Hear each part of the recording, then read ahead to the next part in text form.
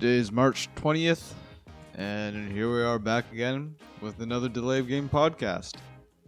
And today, we'll be discussing Chris Paul's argument for becoming an MVP candidate, which was discussed at length on NBA, on TNT, with Charles Barkley and, the crew. Who brought it up, whether Chris Paul should be considered as an MVP candidate this year because the Suns have third best record in the West, and considering they didn't even make the playoffs last year. So what are your initial thoughts?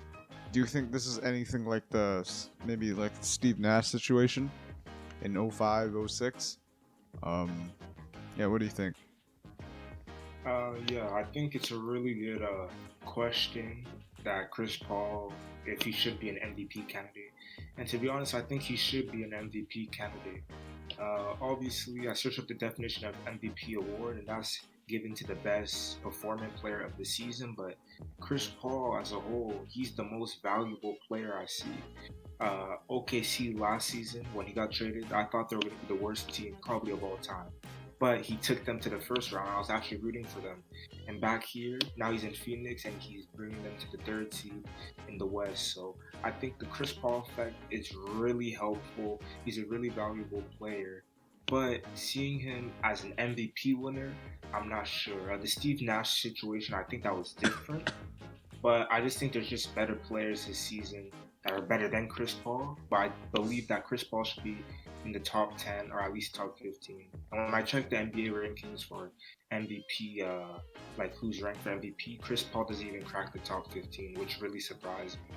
So I think we should really start considering Chris Paul as an MVP candidate at least.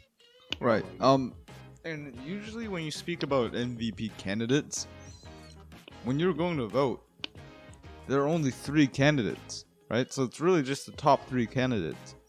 And let's assume Joel Embiid is out of the race, right? Because he's injured for the foreseeable future. I think the next 3 weeks, I think. You still have players like James Harden, Nikola Jokic, LeBron James, Giannis Antetokounmpo, who you'd all put ahead of Chris Paul in the MVP race.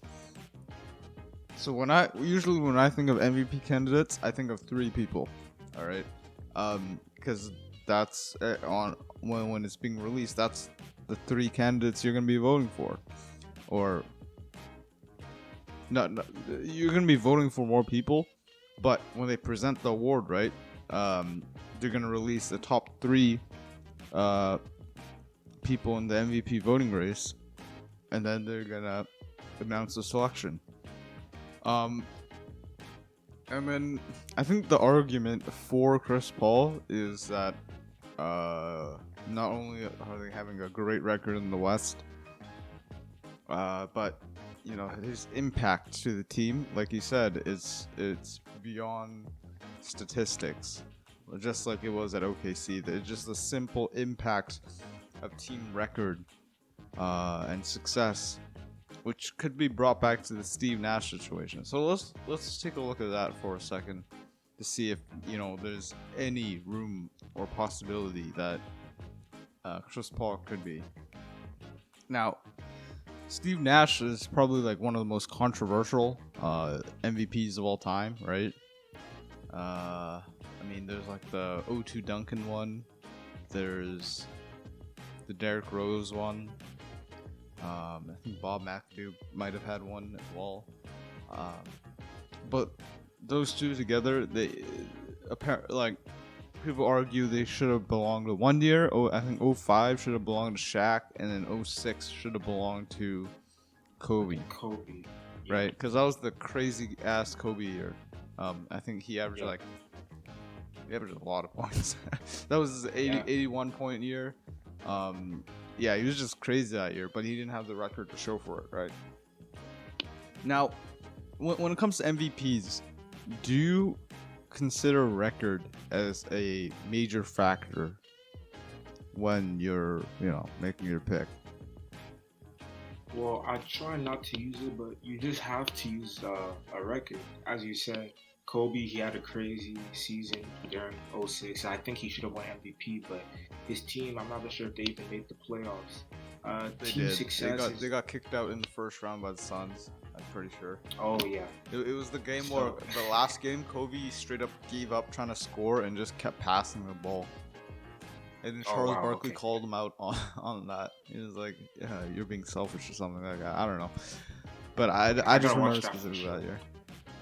Yeah, go ahead. Yeah, Go ahead. but for sure, I think team success is part of the MVP race. I just don't like you can be the best player and you can be deserving of the MVP, but what if your team is 10th in the conference? I can't really see you as an MVP, even though you're putting up like crazy numbers. You must be putting up like crazy numbers to be considered an MVP, but your team is not being successful.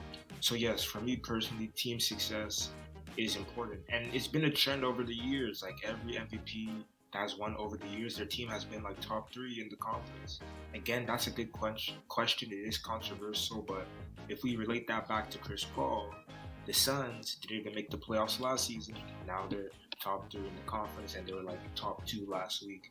So I do believe that team success is important for MVP award. Yeah, and I think the only outlier for that is that 2017 Russ year, right? He was Yeah, sixth yeah, seed that or was yeah. something like that. Um, Mm. I think people underrate team success as a deciding factor. I think a lot of people like the stats. Um, but here's the thing, right? You can have great numbers, but if you're not winning, that means your numbers are not contributing to winning, right? So that means your numbers don't have that context that a lot of these other dudes have.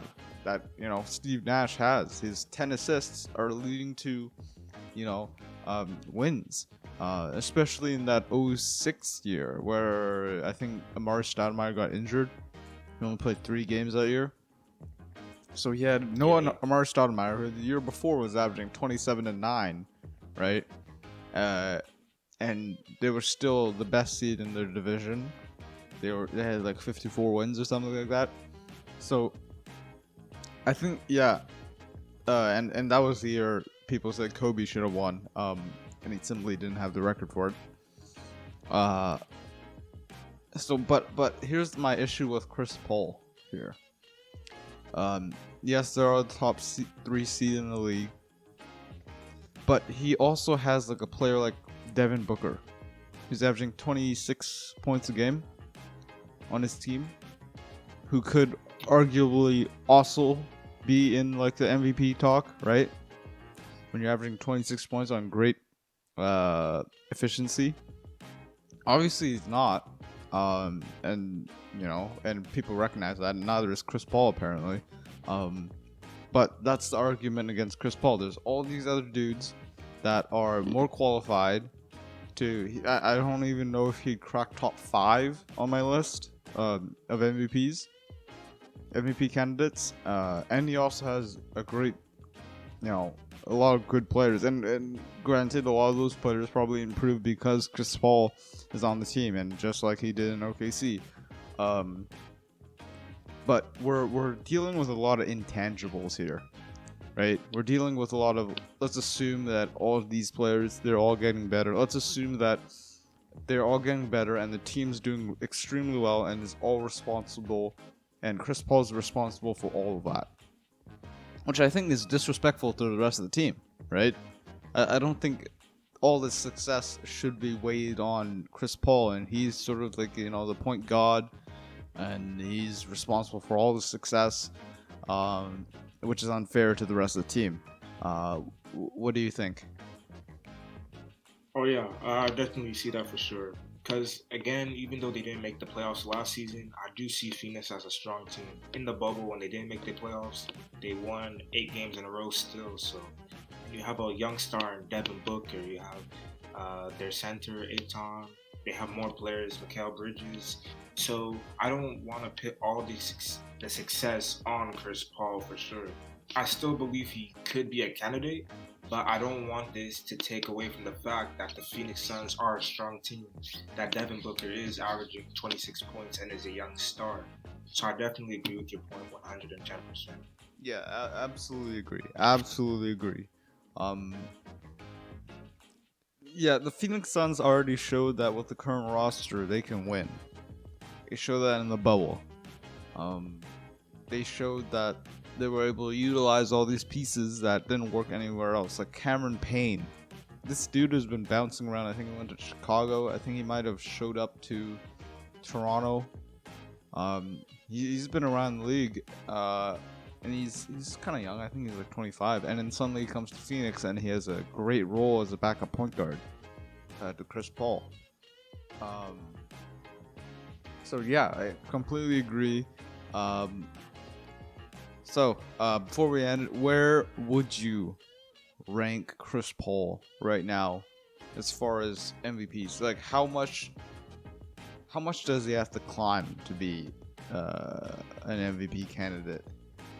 If that's even someone he wants. Yeah.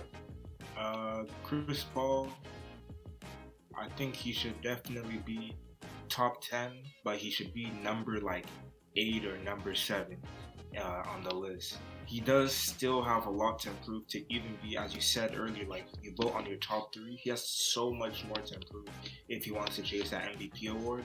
But right now, I can realistically, ideally see him ending the season as a top 10 MVP candidate, as like a 10 to 7 seed. But there's just so many good players this season that are just having standout performances, helping their team out. Example, James Harden. So we'll see how it goes, but I don't see Chris Paul foreseeing like number 7. Right. I'd have to agree. Like, you'd have to put, like I said, James Harden, LeBron, Jokic, Giannis, and then Embiid. Even with this injury, I'd still put above Chris Paul. What else is there? I don't think anybody on Utah would be. You might want to, Donovan Mitchell maybe, right? Yeah. I'm not too sure about that though. You'd have to put Kawhi above Chris Paul in that MVP candidate. If Kevin Durant comes back, plays enough games, you might put him. He's missed a lot of games though. Yeah. But you might consider it because he's having a crazy season, as we said before. Luka Doncic, since Dallas is getting rolling now.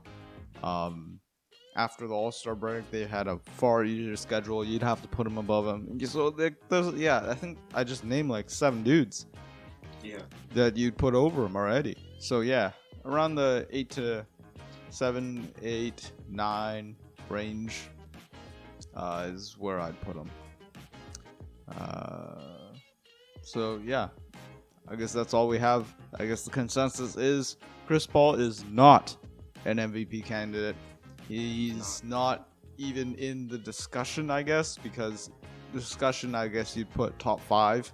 So you'd have the 3 finalists and then, 2 other people who might slip in. So he's not even in the real conversation. Thanks for listening. If you're still sticking around, please like and subscribe. Let us know in the comments if you think Chris Paul is an MVP candidate.